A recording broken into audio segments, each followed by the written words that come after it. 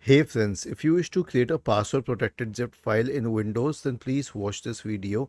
I will guide you through the process. So we need to download a software called 7-Zip. Now search for it and go to the download section. Click on download and then click on open. Click on install and install it on your system. Now let's say that you need to zip this file. Okay, so right click on it. Let's say I need to zip this folder. So right click on it, select show more options, select 7-Zip, and then you need to click on this option which says add to archive.